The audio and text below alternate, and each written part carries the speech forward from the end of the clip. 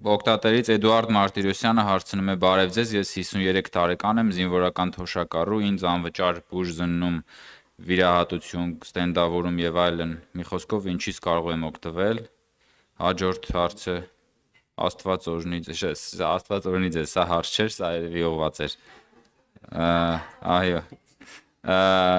Առաջին հարցը պատասխանեք մյուսներին։ Տեսեք, եթե անձը տարիքի կամ ինչ այլ համակարգով չի ներառվել առողջության ապահովության համակարգ, բայց նախկինում ունեն կարգավիճակից ելնելով պետպատվերի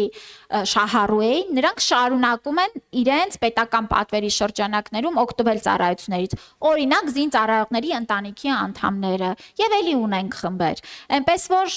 պետպատվերի ծառայությունները այս խմբին հասանելի են, ապահովագրական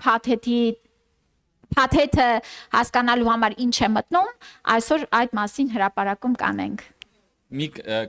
Դրանց մասին խոսվեց, բայց վերջում մի քանի այսպես բլից տարբերակով հարցեր, էլի։ Ատամնաբուժական ծառայությունները մտնում են, թե ոչ։ Ատամնաբուժական որոշակի ծառայություններ մտնում են ցանկը առանձին ես կհրապարակեմ։ Ակնաբուժական ծառայությունները մտնում են։ Ակնաբուժական շատ լայն ծառայություններ են մտնում, ուզում եմ նշել, որ մեր նաև քաղաքացիների շատ սպասված կատարակտի վիրահատությունը, այո, ներառված է, ունենք արդեն հարյուրավոր քաղաքացիներ, ովքեր վիրահատվել են եւ իրենց աչքի լույսը վերագտել։ Էսթետիկ, պլաստիկ վիրաբուժությունը մտնում է թե չէ։ Ոչ։ Ես շատ ուրախ եմ, որ հասել եք պահանջները այդտեղ արդեն։ Բազմաթիվ հարցեր կան, հարգելի գործընկերներ։ Հաջորդ երկքաղաքացիները կարող են օգտվել ապահովագրությունից թե ոչ։ Մեզ համար Հայաստանի Հանրապետության քաղաքացիությունը եւ ռեզիդենտությունը այո, արդեն բավարար են օգտվելու համակարգից։ Շնորհակալություն։ Այն մարդկանց համար, ում համար պետությունն է վճարում, բայց աշխատող եւ ապահովագրավճար վճարողների համար քաղաքացիությունը եւ ռեզիդենտությունը պարտադիր պայման չէ։ Շնորհակալություն, եթե դուք ավելացնելու բան ունեք, Տիկին Ավանեսյան։ Ես կարծում եմ, որ նախ շատ շնորհակալ եմ այս հանդիպման համար, որտեղ ես կարծում եմ, որ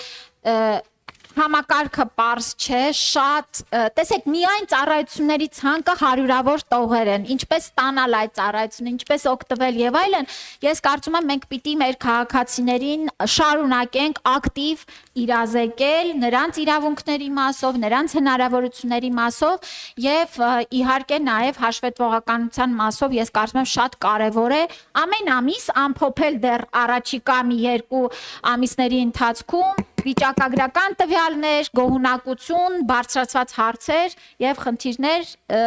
նաեւ ուզում եմ շնորհակալություն հայտնել քաղաքացիական պայմանագիր խմբակցությանը,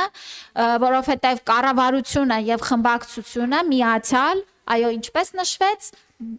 երկար տասնամյակ տարիների խոստացված բարեփոխումը իրացրեց։ Շնորհակալություն Տիկին Ավանեսյան, շնորհակալություն հարգելի գործընկերներ, սիրելի հայրենակիցներ, ովքեր մեզ հետևում են։ Ես նորից խնդրում եմ, որպեսզի դուք անպայման նախ Արմեդ հավելվածում գրանցվեք եւ հետևեք այս ամբողջ գործընթացին, նաեւ առողջապահության նախարարությունը եւ առողջապահության նախարար Տիկին Ավանեսյանը պարբերաբար